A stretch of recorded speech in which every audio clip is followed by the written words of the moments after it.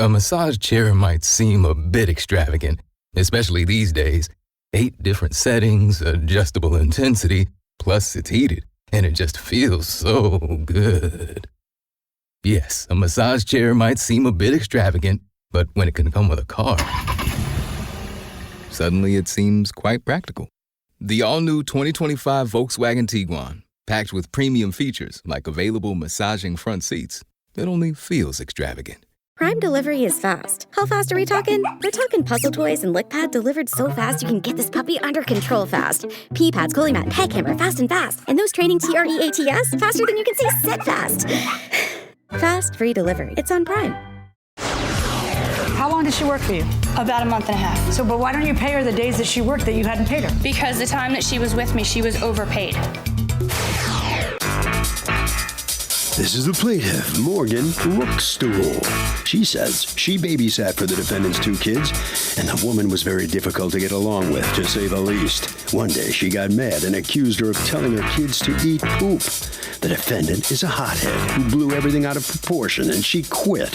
Now she's having one heck of a time collecting the money she's owed, and is suing the wacky defendant for the $135 she's owed.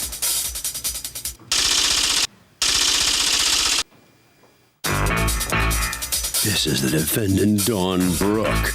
She says the plaintiff was not very good at her job and didn't follow her rules. She even cranked the air conditioner on high with all the windows open. The plaintiff ended up quitting via text the day before work without any notice and said she'd call the cops on her if she didn't pay up. Oh, her money? No way. She's accused of butting heads with a babysitter. All parties, please raise your right hand. What you are about to witness is real. The participants are not actors. They are actual litigants with a case pending in civil court. Both parties have agreed to drop their claims and have their cases settled here before Judge Marilyn Millian in our forum, the People's Court. Be seated. Come to order, please.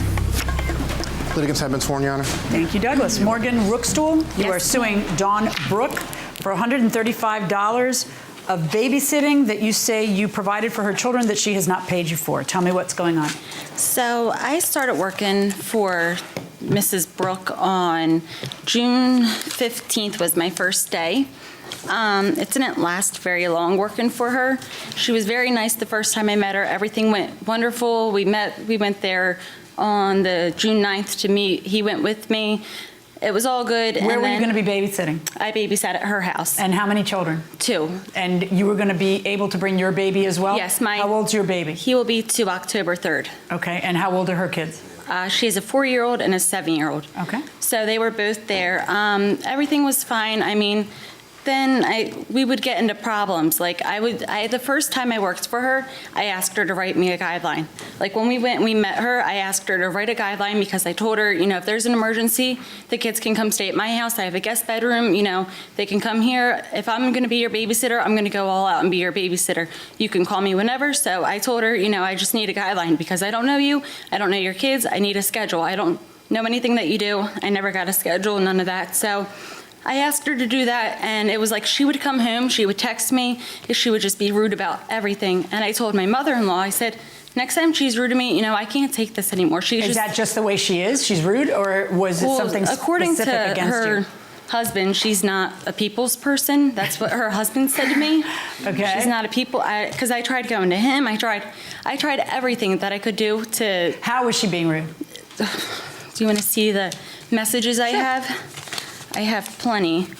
Now, I also have a contract here from us. I mean, just like the one time. Now, I cleaned our house. I did all these things. It's just like, these are just text messages. Is that the transcript from the phone company, or is that something you wrote? No, that was from my email, but I can give you my phone with everything on it. Yeah. Put up the ones you want me to see. What ones do you want to? You just said she was very rude to me. Okay. Can you just give me an example? Like the one time I told her I didn't have proper safety in my car, so I couldn't take my car to pick her kids up from camp. Her 7-year-old went to a camp during the week, and she started flipping out, saying she would need to find a new babysitter in the first beginning. Why didn't you have the proper equipment in your car? Well, I was supposed to be using her car to pick up the kids. Okay. And I told her that he used my car and got my seatbelt. It got stuck underneath the seat. So I told her that I couldn't find the seatbelt or whatever, and I didn't have enough safety to. I didn't want the 7-year-old to be in the front seat. My son's still in the car seat, and her 4-year-old was in a car seat. So I asked her what to do. I still never got an answer what to do if, I needed to use the car in an emergency. Right, but whose car was supposed to be used for this purpose? Hers. She was supposed to give you a car as well? I was supposed to use for babysitting? Yeah, to pick up her kid for camp. One day or all the time? Just the days I had to pick them up. Okay, how was she rude to you? The one time there was sunscreen missing, and I wasn't responsible. I was letting the kids play with chemical. Then the next day she told me not to come back. Like, she told me, chemical had to be above here. I come back the next day, there's, the sunscreen bucket on the ground. It's just like every little thing I did, she wanted to bite off my neck at. It's just I could never win with her. On July 23rd, I worked the 20th and the 22nd that she owes me for. July 23rd, I got a text message from her freaking out saying, why would you tell a child he needs to eat a poopy diaper? And I tried explaining to her what happened, and she just... What was it that happened? I had a problem with her kids always looking at my son getting changed, and I would ask him to go in the playroom, grab a toy, or bring a blanket, and I would cover my son up while I changed him, because I just feel like nobody should be staring at somebody that just seems a little weird to me. So I asked her, I said, while we're on this topic, can you talk to your kids to not stare at my son anymore? Well, she said that you're the babysitter, you should be able to handle that. But anyway, so go ahead. So she said that I told the kids supposedly to eat the diaper as chocolate pudding for dinner. What? Yeah, my son's poopy diaper. Wait, I don't know what you're saying.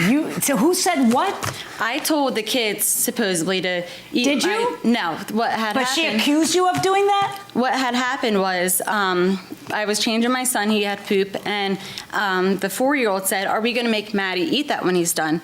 I said, "Who's Maddie?" My son. Okay. I said, "Oh yeah," and then when Maddie gets done, we all can finish it. And they all started laughing. The 7-year-old said to the 4-year-old, "You got to eat it first." He got upset, and I said, "Guys, we really can't eat poop. We'll die from it." The 4-year-old then said, "Oh, I know it has chemicals in it. We can't eat poop." And I was like, it was fine. Done there, no poop eating, no nothing. I asked her, I said, "Do you really think..." Am I really here? Thank you. Welcome back to the People's Court. Harvey Levin here. So do mothers get crazy when they have small kids? Are you a mother, first of all? I am. Okay, so you're qualified. I am. 2 times. Did you get crazy? Yes, absolutely. Even if it was my mother watching my children, I felt a little overprotective, not really, it's your children. At what age do you just kind of relax? 23, right? Maybe never, but yeah, I guess 23. What do you think? Do mothers get crazy? They get very crazy. You got to watch out for these mothers out here. This guy's nodding like he knows. I think they do get, they get crazy because it's a very scary society. You never know who the babysitter is. You never know who actually is watching the children. So you have to be protective and a little crazy at times. It could be Sissy Spacek, which was the most awesome movie ever, right? Going inside the courtroom. So tell me how you quit or you get fired. What happens? I quit. After that, we just kept texting over and forth, and then Do you have any of the texts? I have it all, yeah. I have it all from when I first started working from her. Can I see some of the texts that you think show that she's abusive or whatever? Yeah. How is it you quit? And why is it you quit? Over a text message, and because What text message? Oh, it will be up here for you. I'm the white, she's the blue. And I just told her, I said, I think it's best we go, separate ways. It's not working anymore. I met her in June, and I traveled from PA to Jersey to work for her, and every single thing I did, she bit at my hand like it was a lose-lose. I'm sorry, where do you want me to start? What day? This is on July 23rd. Yes, I pulled you up to the one where I quit. Okay. You are which one? I'm white. You're she's white blue. and she's blue. Let me hear from you. Why shouldn't you pay her those 2 days she worked? Do you want to hear the whole story? Yeah. Okay, well, we agreed on $10 an hour if she used her own car and $8 an hour if she used mine. We did have conversations via text message. We also had conversations on Facebook as well as in person. So there may not be a full record of every conversation that we had. However, for most of the time when she needed to pick up my son from camp, she was using my car because of her middle seat missing, and I still paid her the $10 even though we agreed $8 if she used my car. She did allow the children to play with toxic chemicals. The one day with the can of sunscreen that she mentioned, I asked her where it may be, and she said the last time she saw it, the kids had it in the living room on the floor near the sofa. The can of sunscreen never turned up, and it wasn't the only thing that's been missing from my home. On 2 separate occasions, I spent over 15 minutes writing out a schedule and rules for my children that she never followed. The duration of the time that she was babysitting for me, there were 3 occasions when I came home and the air conditioner was turned on, even though every window in the house was on. I ended up having to hide the remote control for it. She did bring her son with her, which we agreed on was okay, but instead of asking them to go pick up a toy or whatever it was that she mentioned, she would banish the children to their bedroom or outside whenever her child needed his diaper changed. So my children felt like they were being treated like outsiders in their own home. So why didn't you get rid of her? She quit on you. Because I was asked to have faith. What does that mean? I trusted the person that referred her to me, and I was continuing to have faith that she would. How long did she work for you? About a month and a half. So, but why don't you pay her the days that she worked that you hadn't paid her? Because the time that she was with me, she was overpaid. I mean, I worked for a very large restaurant that served dessert. She asked me to bring something home for her and deduct it from the pay. There were times she asked me to stop and get her cigarettes. I would do that. I was supposed to deduct it from her pay, and I never did. Okay, but so you decide to give your caretaker a little gift here of cigarettes or a little gift there of dessert. But how am I'm supposed to now nickel and dime it out of 2 days' pay? I mean, because you're not questioning whether she worked those days. You're questioning what? That you kind of wish you didn't hire her because you don't like her because you guys got into the snit? The two of you back and forth and back and forth. I see what she's saying. You do treat her like she's some kind of slave in your house. So if you think that just because somebody's in the job of taking care of your children, you can kind of, maybe you just talk to them. People tell me I talk that way. So I highly, highly suggest you get a show in your own robe. But until then, you have to, no, but listen to me. You have to know how to talk to people. And if, you know, whether it's this person or the next person, this is someone who's co-mothering with you. You know, they're with your kid a lot of the day. You want somebody who's happy with your kids, happy with you, and happy working there. You can't just snip.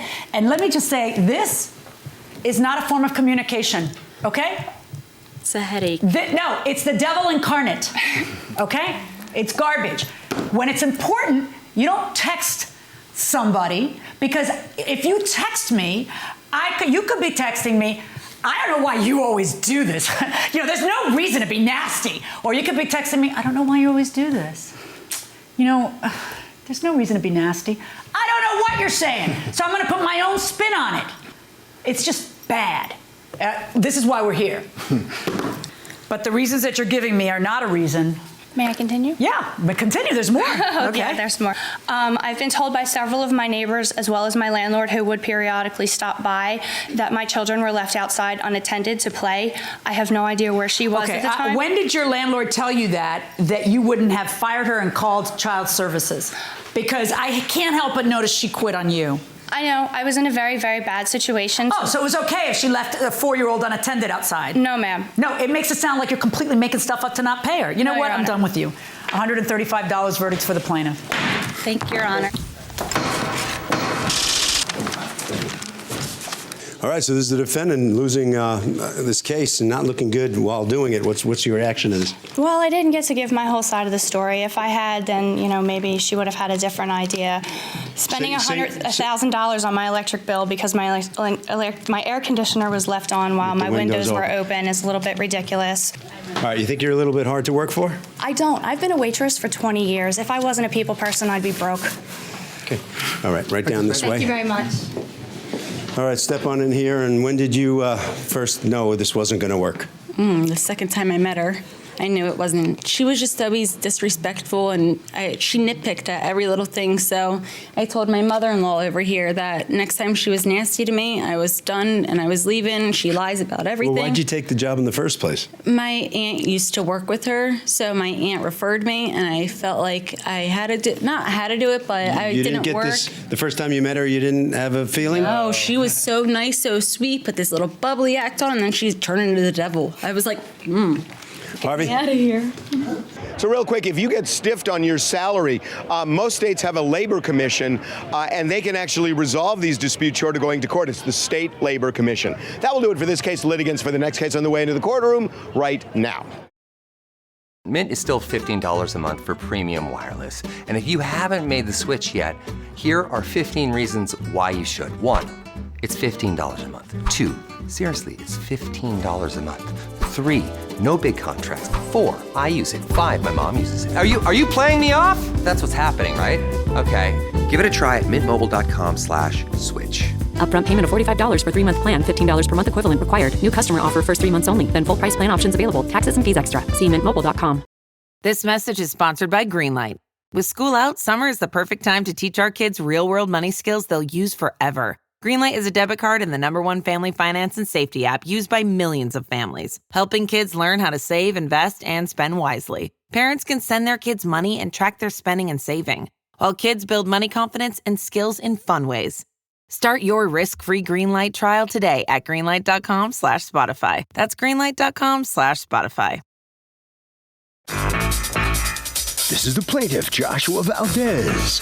He says he agreed to rent an apartment from the defendants, paid first month's rent and security, and before he stepped foot in the place, he got arrested. He was falsely charged with rape, had to go through the legal process, and when his good name was cleared, he discovered the locks on his apartment had been changed. When he called the defendants, they told him if he set foot anywhere near the apartment, they'd have their goon squad beat the you-know-what out of him. Huh?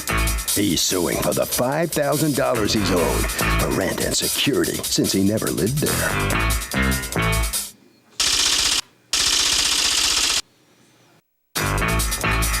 These are the defendants, Robert Leffler and Dina Alto.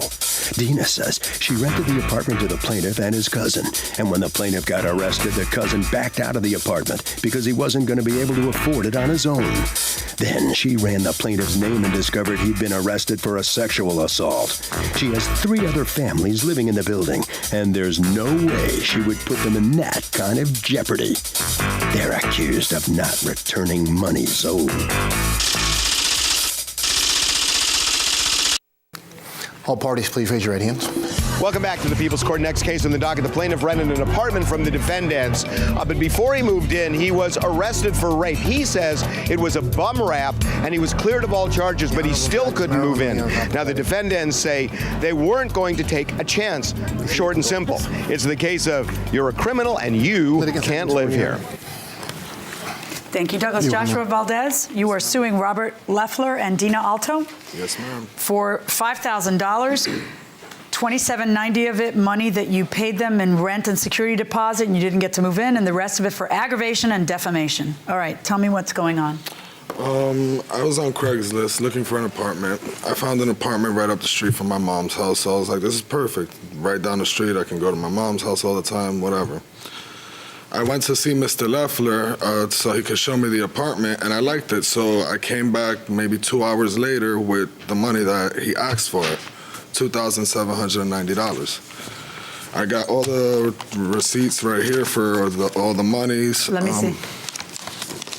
And I also have the lease that they broke as well. Okay. You want that Yeah. All right. So what happened? I got arrested the very next day after we signed the lease. So, I was charged with rape, that I was falsely accused of rape. I got out of jail. 3 days later, the locks are changed. She's telling me if I go to the apartment, she's going to quote-unquote have her goon squad pull me out.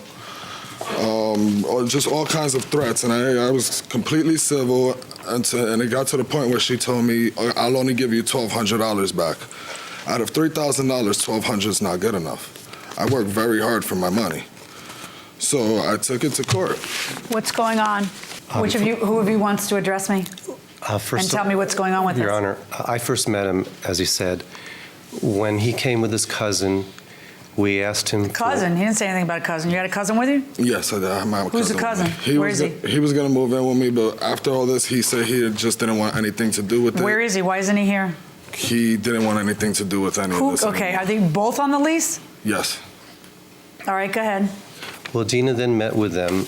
They had sent some of the paperwork. Okay, can you get to the actual case, though? What day did they sign the lease? It was on the 12th, and I gave the keys. Okay, so you give them the keys on the 12th, and they're supposed to be moving in on the 15th, correct? Well, they actually did move in on the 12th. They did. On the 12th. The 11th or 12th. Okay, the two of them move in on the 12th, Yes. according to you. Yes. And how do you know they move in on the 12th? Oh, I have text messages to prove because they questioned me. Let me see your phone. Sure. Here. This one shows. What happens after they move in? Okay. Who these texts from? John? That's from John. John, not Yes. from Joshua. Right. So John moves in, and do you get any texts from Joshua that would indicate that Joshua moved in? They did. Okay, My so other just a tenants saw second. You them. keep saying that, but first I want to go back to the text that leads you to believe that, leads you to uncover that Joshua got arrested for rape. Okay, what had happened was after they already had the keys and the lease, all right, finally I get his IDs. I run the background. I find out that all over Florida he's a criminal, a lot of different activity. Okay, So but I hold did- on. So you did the criminal background check, but you did it after you gave them a lease Well, to what sign? happened was John gave me all of his physical copies. Why are you nodding? Yeah, it's your own fault you didn't find out what I am. I mean, I don't know why you're But nodding you know like what that. He did? John gave me everything. Joshua promised it to me. Just don't give them a lease until they give you the stuff. Well, the thing was, you feel bad. I have. No, you don't feel bad. You want their money. Please don't do that again. This is a Honestly. money-making enterprise. It's a business. You don't look at him and feel bad, okay? Well, This is wasn't not him. like some woman with 7 kids Right. who's out on her luck, who's just coming from a homeless shelter. You wanted the $2,700, and that's why. Can you get that back up? Get the text back up. So you finally do the records check after you've given them a lease and they're moved in. Okay, swift. Right. And then you discover that not only does he have a record, right? Right. Well, he has a record for what? Robberies, assaults, everything from Florida. He just came up. But I said to him, you lied. You forwarded everything on the application. Wait, have the keys what? here. How did he lie on the application? Oh, they was never arrested, never Let me locked. see the application. And then he told you that he worked somewhere. Did you do an Yes. employment verification? I called up, they never even heard of him. He claimed he worked for Mount Vernon Hospital Security. I called them up, they never even heard of him. 2 days later, all right, we're trying to get a hold of him. John called me and he's like, look, I can't reach him, his cell phone's off. And I'm like, you know so what? John's telling you he's disappeared. Right. And lo and behold, he was locked up in Valhalla prison for rape, robbery, and assault. Then when he finally got out, one of his little comments, oh, well, it's no big deal. But I had already informed him if anything happened, that he would void the lease. All right? John, the cousin, while he was in jail, he said to me he doesn't want to live with him. And honestly, Your Honor, it wasn't even his money. I have the text messages to prove that as well. I'm looking at text messages from John that says that the only part of the deposit that he put was the $790. Right. Yes. And according to you, the rest of the money came from John? Yes. Okay. And the money orders are in John's name, right? Yes. Okay, let me see that they're in your name because I'm looking. I don't see your name on here. Those are mine. I gave that to him. You have photocopies? I have everything. Let me see. Because your cousin is texting her that he put $2,000 and you put $790. Yeah, that's because he was trying to get the money back from her because she clearly stated that she was not giving me anything. No, that's not what he said. whatsoever. He went, what? Oh, no, I told you it was mine. And on top of that, I have all the slips and the slip from the cashier to prove it was mine. What's his is what we spoke of yesterday, which is that stupid $790. I told you that was between you and him, but the $2,000's mine. That's not him trying to get money out. That's him trying to get his money out. No, what he's saying is his. That's him trying to get the money back because she at first was saying she's not giving anything back because I'm a rapist and this and that. And I have the paper right here saying that that case was dismissed and sealed, the disposition. Okay, let me ask you this. Has John made any claim to the money? No. We did discuss it. Your Honor, But how do you get to keep everything? Because you change your mind about whether people live there. No. I agree with you that this is a game changer, perhaps, but there are consequences to breaking the lease. Like you want to break the lease and keep all the money, and that's the part I'm not getting. Your Honor, that was not true. If you give me my phone, I will show you. I had made several appointments. Appointments for what? For them to come in and meet in his office. And do what? And to return a certain portion. How much do you think you're entitled to? Well, we lost out on over a month. It took us over a month to rent the apartment. And then Joshua would call and threaten me, all right? And I did tell him, I do not want you back at the building. I did not like his criminal history. I did try and give him a chance in the beginning. And then... And I see actually the text between you and John where you're saying, where are you? We're supposed to meet this morning. The rest of my week is crazy. You know, it's like I went out of my way to try and do the right thing. Yeah, but now that was in February. I mean, you could always mail him what you think is appropriate. You didn't do that. I had no other address. Because here's the problem. Go ahead. You're really upset that he's a criminal, but then you're keeping money you know you're not entitled to. Because you say, oh, well, they never met us, so we're just going to keep it. No, not at all, Your Honor, because I've even tried making contact. The rent was how much? $13.95. And how much did you get? It was $27.90. How it works is you're entitled to keep a certain amount, and then beyond that amount you cannot keep, which is what, by your own admission, you recognize that there's a certain amount that you're not supposed to be keeping here that you just didn't send to them. Yeah. Your Honor, the issue was that each one of them contributed something, and we did not know. I know, which is why that lawyer that you hired needs to educate you on what you're supposed to put inside of this lease, which is a sentence that is in a lot of standard leases about that either and both of you are entitled to any and all part of the security deposit, and payment to one is payment to both. You know what I'm saying? Did you want to respond to the things that they said? Yes. First off, I never, ever set foot in that apartment except for when I was being showed the apartment. Besides that, I never set foot in it. We signed the lease. I got arrested the very next day. I was in jail for 3 days, and when I got out... Did you lie to John about where you were, your cousin? I was working at McRoberts Protective Agency, and they had... No, did you lie to John about you being arrested, or did John know? No, he knew. He just didn't want to put my business out there. Right. It's not for everyone to know, you know? Right. Okay. It seems to me that there's no dispute that $697.50 needs to go to that side. Yes. To him and John, right? Yes. Because that's the excess beyond a month and a half rent. Yes. Okay, so your concern is that you do not want John chasing you for that after you've paid it out to the one guy. Well, according to John, it is his money. Did you get these from John? No, those are mine. Okay. There are only two possible things. They're either his or he got them from John. He got them. Which would mean either way that he has John's approval to come here. Does John know you're here or no? My cousin, no, he doesn't. You don't talk to each other? No, we haven't talked in about a month. I've been in Florida. After she did that, I was homeless for a few weeks. I had to move to Florida. It was either move to Florida or live on the streets because I had nowhere to go. I spent $3,000 on an apartment. Did you change the locks on him? Yes, she did. I was given permission by the roommate to change the locks. He was in panic, all right, and he was physically there when the locks would change. I mean, I can call him on the phone. He was in a panic? Is that what you said? Yes. What was he in a panic about? He was nervous because he said he doesn't have the money to pay the rent. I said, but you could stay here. He said, no, he doesn't want to be with him because he said when he came up from Florida, he had such a criminal history. Okay, but understand something. In the light most favorable to you, you get to keep a month and a half because you changed the locks on somebody and no longer wanted them to live there because they were charged with rape. The case was dismissed when? A few weeks ago. It was dismissed. A few weeks ago? Yes. Oh, so it was pending against you all this time? Yeah, dismissed. How did it get dismissed? Let me see. I went to court and they completely dismissed it, sealed it. They did a rape test kit and everything was confirmed that nothing ever happened. Certainly this confirms that the case got dismissed. Not why it got dismissed, but that it got dismissed, that's for sure. She was calling me all kinds of rapist and this and that, and like, you've only known me but for 2 days. How could you come at me like that? Do you have his criminal record? Yeah, I don't have it with me, but he even... Why would you not have it with you? Did you threaten to have a goon squad beat him? Yes, she did. Never. But he did call me, and excuse the language, he told me he was going to beat my behind. He was breaking in the apartment. It's all... I can show you. Wait. Let's see it. This is why, ma'am, this is why I took it to court, because I didn't want any of those. Okay, but let me see the text. That's what I'm going to do. Why did it take you so long to rent the place? It's in a neighborhood that it's not for everybody, and we also want to be cautious about who comes into the apartment. I can see how cautious you are. This one. But they had already been in the apartment. Okay, everybody stop talking now. Thank you. This is January 28th. He's texting you, we need to speak. Why are you ignoring my calls? You keep ignoring me and giving me the runaround so you can stall. I will be moving in if we don't get our money back without any exceptions. Please give me a call. Thank you. You respond to him, don't threaten me. I'm dealing with John, and you're not stepping foot in the building. I will have you arrested. So that sounds threatening, Dina, which is not nice.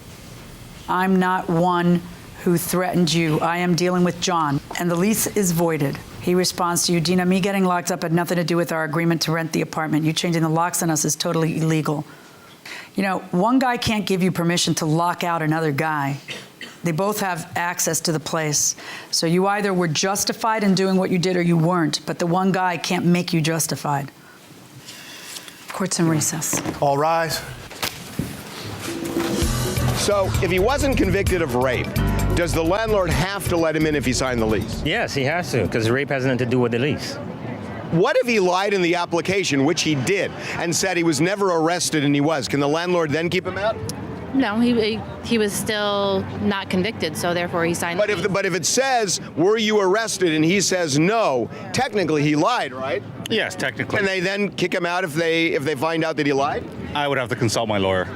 Okay, I'll be your lawyer for a minute. I would say yes. Yes. There you go, going inside the courtroom. So let's think this one through. Two people come up to you and express an interest in the apartment. They fill out forms. You do no background check until you've already signed the lease with them. You do a background check. You panic when you see the background check.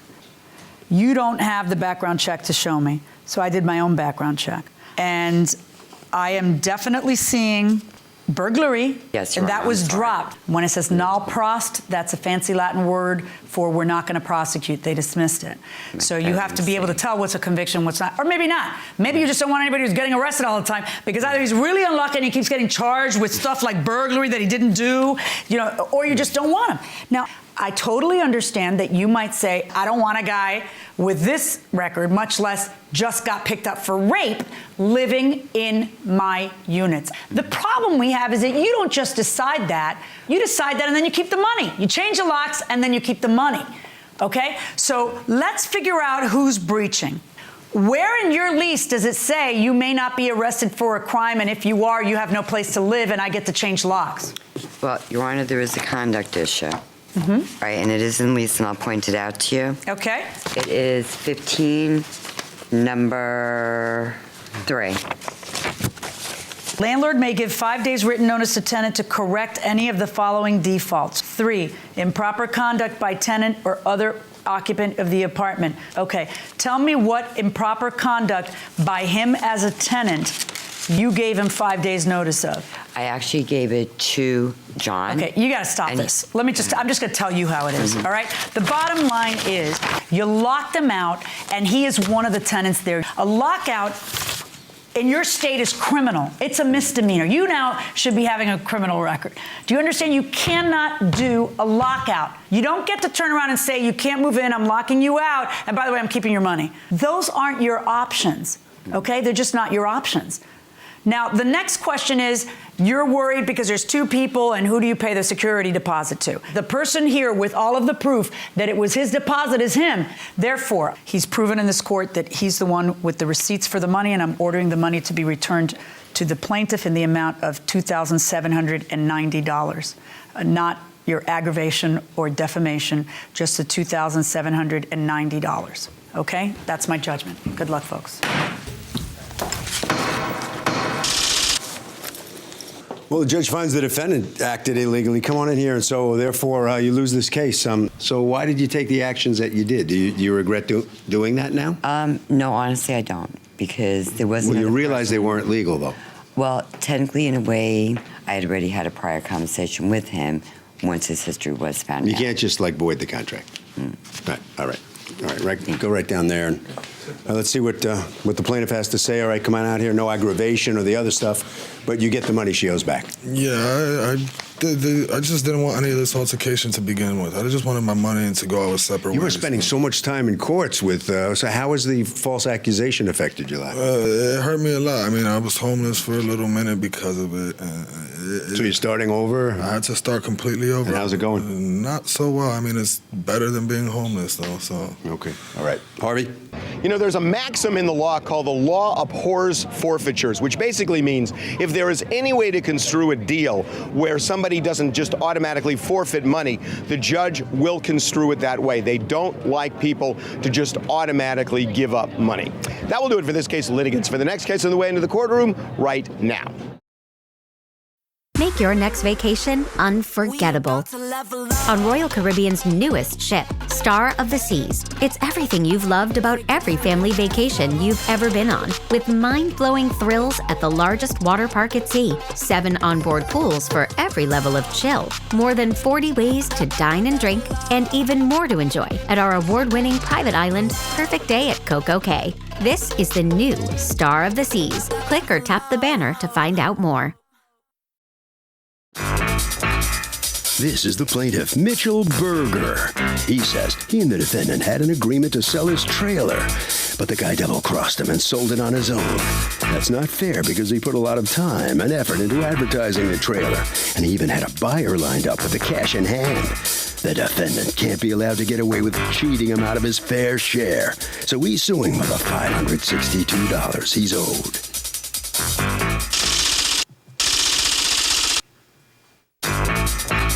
This is the defendant, Mike Baronato. He says he offered a lot of his friends a $500 commission if they could sell his trailer for him. He didn't have an exclusive contract with a plaintiff or anything like that. Turns out he sold the trailer himself before the defendant could find a buyer.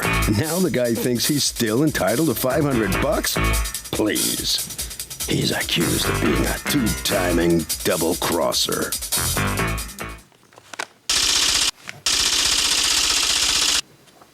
All parties, please raise your right hands. Welcome back to the People's Court. Next case on the docket, the plaintiff says the defendant two-timed him from getting a cut on the sale of the defendant's trailer. But the defendant says he did it all on his own. It's the case of double wide, double cross. Thank you, Douglas. You're welcome, ma'am. Mitchell Berger? Yes, Your Honor. You are suing Mike Baronato for $562, the amount you say he owes you for failing to pay you a commission plus reimburse you for costs on posting something of his on eBay that he ended up selling himself. Tell me what happened. I entered into a contract on May 8th with Mr. Baronato to sell his trailer, to act as his agent. What kind of trailer was it? It was a utility trailer, an enclosed 16 by 7 foot trailer. Okay, do you have a picture of it? Yes, I do. Okay. Did you reduce that agreement to writing or was it verbal? It was in writing. May I see that? Yes, Your Honor. Nice.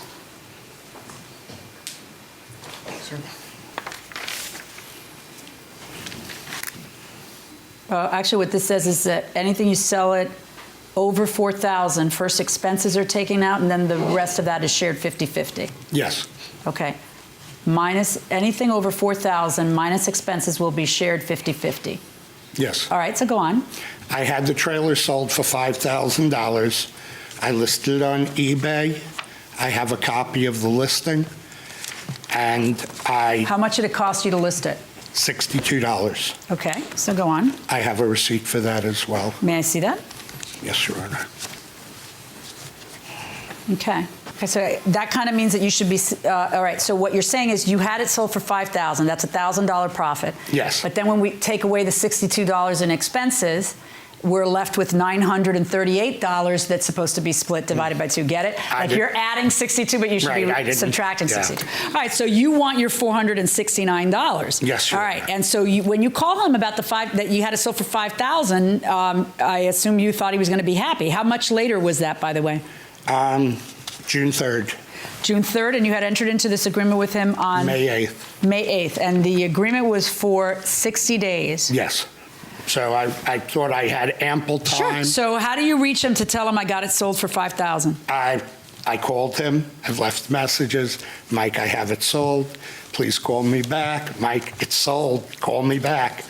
It's very important when you sell something on eBay that you maintain a good reputation. So selling and listing something that's not available ruins your reputation. Sure. So that also stood against me. I have the phone record showing the 5 times that I called him from my home phone, and when that didn't work, I called him twice from my cell phone, but I couldn't get the records of that. I figured if he didn't recognize the number, maybe pick up the call. And? Never did. When do you finally communicate with him? Well, I didn't hear back from him until after I filed in small claims court. Oh, and then he calls you and says what? He threatened me. What did he say? What did he answer about why he was gone? He says he sold it on his own. Big deal. He says, I can do whatever I want. It's my trailer. Okay, but you reminded him of what he'd signed, Yes. and he said... Says that doesn't matter. So if it says 50-50, even if the defendant found the buyer, does the plaintiff get a cut? Yes. Why? Because they signed a contract, and that's what they were supposed to get. They were supposed to split it. Sounds compelling enough to me. Going inside the courtroom. What's going on? Well, he's correct in what we did, and he did come over. Mitch did come over. I did do a couple cars for him. That's how we met when I was doing the detailing. Okay. I'm an operating engineer. When the economy went bad, we weren't working, so I pulled some money out of the annuity and got into the business and everything. Got into the business of detailing? Yes. And that's what the mobile, trailer was for? Yes, I would go out to people's houses and detail to keep busy. And Mitch had come over. What had you done before that? Just I'm an operating engineer. What does that mean? I run heavy equipment. Okay. For the union, Local 825. All right. So at some point you decided to close the business of detailing cars, and you were selling the trailer, and you signed this document with him? Yeah, because I'd sold all the equipment already and everything. Okay, but what happened? I had the though? trailer left. Right. So then we were talking, and I told him if he would, if he's interested, he wants to sell the trailer, because I know he sells things on eBay sometimes. I told him I'd give him $500 if he sold a trailer. I offered that. But that's not what you signed here.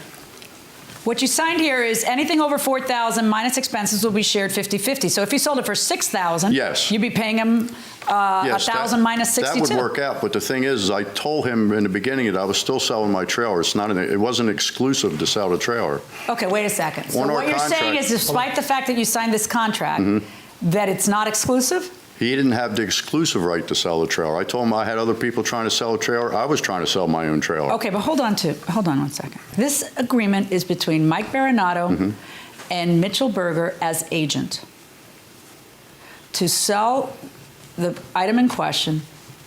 Anything over $4,000 minus expenses will be shared 50-50. Once entered into this agreement is binding for 60 days. What do you suppose that sentence means? If he sells the trailer. He did. He didn't sell the trailer. I sold the trailer.